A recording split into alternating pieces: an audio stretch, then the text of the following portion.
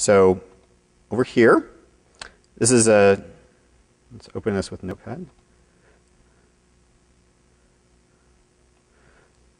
We'll scroll down to the bottom. I've already got it filled out. You don't want to watch me type that much. Here's the settings that I showed you in the slide. So you have the crypto settings, crypto name mapping. I am mapping this string, which you see in the code, to the class myPreferredHash, which in this case is systems.security.cryptography, SHA-512, et cetera, et cetera. So I'm going to take this new machine config, and I'm going to drop that into to overwrite the real machine config on the system. Yes. Have admin privileges. Great. Okay, now let's go back and debug the app again. And I'm going to put a breakpoint on here so that you see there's no trickery involved.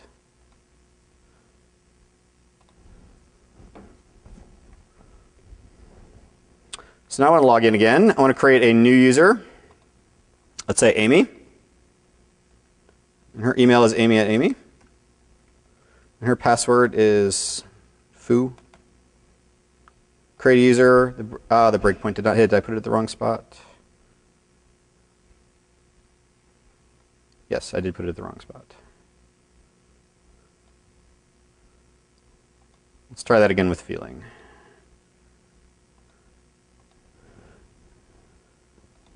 Let's register as Steve this time.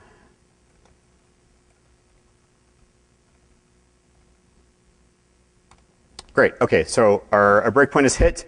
We're asking for crypto agility demo preferred hash, and the kind of object it's given us back, you probably can't read that, but it says system.security.cryptography.SHA-512 crypto service provider. So it pulled it from the machine config. It's using SHA-512. This is fantastic. Let's continue. And welcome, Steve. It just worked. Wait. Go ahead. Oh, you ruined everything, David. Yes, let's go in and try again. So if I say username Bryan and password. Oops, I guess I don't need this breakpoint anymore. Yeah, it fails. And the reason it fails is because this doesn't work. And the reason it doesn't work is because just magically changing the algorithms does not magically change all that stored data we have. An MD5 hash is never going to match up to a SHA-512 hash. Is never going to match up to a SHA-1 hash. It just doesn't work that way. And there's no way to go through the database and migrate the data like that. So what's the final step here in crypto agility, after we've avoided the hard-coded algorithms, we've avoided hard-coded implementations, we've reconfigured the algorithm provider in whatever way we want, we now have to store and consume some algorithm metadata along with that. So what kind of metadata are we talking about? Well, for hashes, we're going to start, well, for anything, we're going to start with the algorithm name. So what we're going to have to do is we're going to go back into this code, and for the stored data, for each line, we're going to have to say, this is the algorithm that it was originally used to create it. So then when we go back to compare, we're going to instantiate exactly that algorithm. We have to be able to do this. It doesn't seem agile. We have to be able to go back to these previously created algorithms in order for back compat. We're going to write new ones out in the most current one, but the back ones we have to leave at what they were created. We're also going to store some salt size. We're going to store some output size. If you want to get really hardcore, you can store the max input size. That's probably overkill. And while we're talking about size, couple things to consider here. You have your local variables, i.e. your source code. When you're writing your code, don't write to the smallest limit of what you're using today. Using MD5, you see a lot of times people declare 16-byte arrays. Well, it works great today, but if you try to be agile and move on to different larger hashes, not going to work so well anymore. This is kind of why we store the output size, so you can declare instead of declaring hard-coded sizes for arrays, you can declare as much space as you need. This works pretty well in source code. It works less well in database columns. So let's take a lesson here from Y2K. What did we learn from Y2K? We learned to store 4 digits for a date.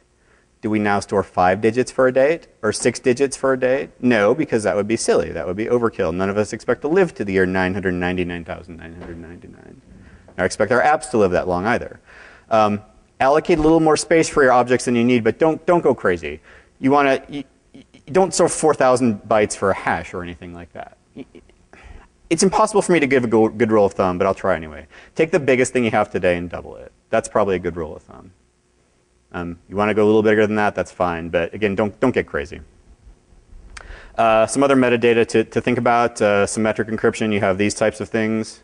Asymmetric, these types of things. Max, etc. These are all on the slides that you can see when you get them from Black Hat. I would not consider these a completely comprehensive list. If you want a completely comprehensive list, I would point you to the MS-OFFCRYPTO document, which is the Microsoft Office document cryptography structure specification, which this team has done some excellent work in the field of crypto agility and has created a metadata structure XML that incorporates pretty much everything you need. So if this is something you're interested in, I would highly encourage you to download this paper and read it, and it'll be pretty much everything you need. So that's the storage of it. Let's talk about the consumption of it. So go back to the authentication example that we just showed in the demo. What would have to happen, you'd pull the metadata for the database from the user, instantiate the algorithm that was originally used, even if it's considered no longer secure, create the hash from the supplied password, and recompare. Now, if it's authentic, what are you going to do? Are we just going to let them in and get on with their life? No. You're not going to do that because they've got insecure passwords stored in the database. What you're going to do is you're going to say, hey, your password has expired, or something like that. Get them to enter a new one, and then when they enter a new one, store it in the new format. So here, this is an important tenet of agility.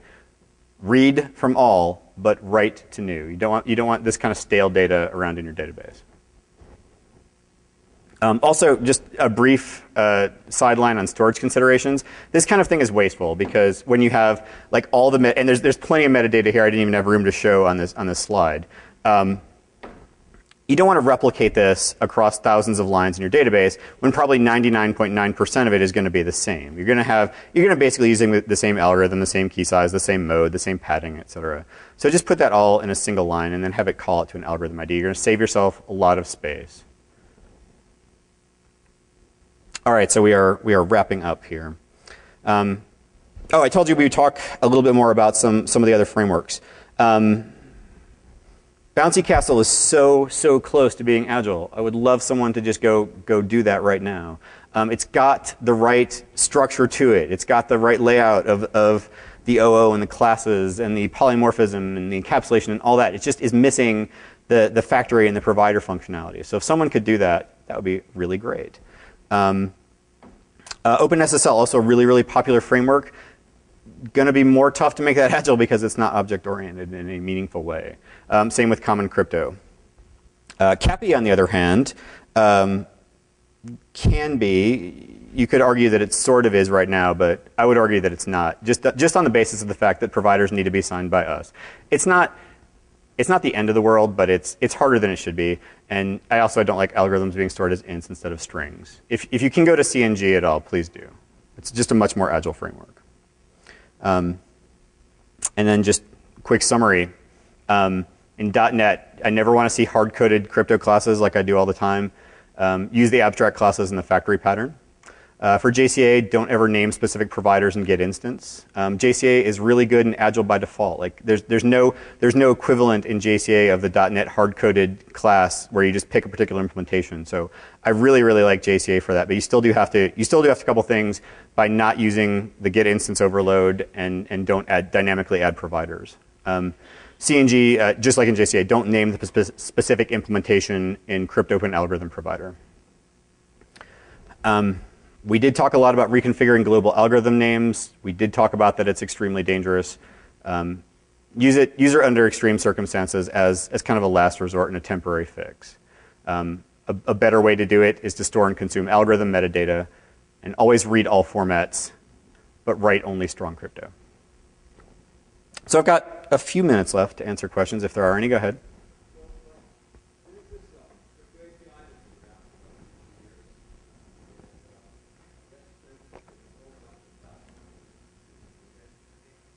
Okay.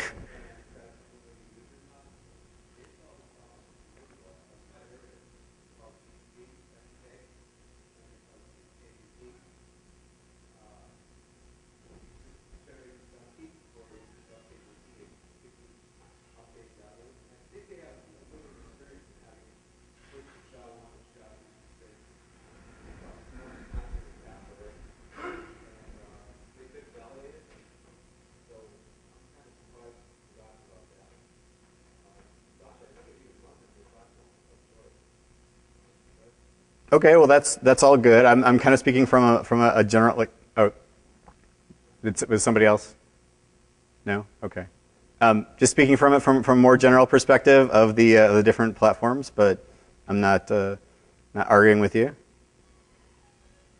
Okay. Anybody else? Go ahead.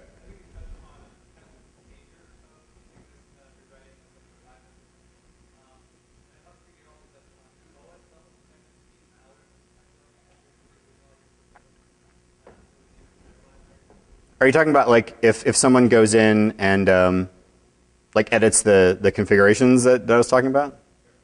Well, there are security considerations built in on each three of those platforms to keep that from happening. Like you have to be able to have. I mean, if it's malware running on the system in the context of an administrator, well, you've probably got other problems. But you have to have certain permissions to work on machine config. You have to have certain permissions to edit Java security. You have to have certain permissions to put things in the registry. So yeah, whatever system level features you're thinking about is just the security features of the platform. Go ahead.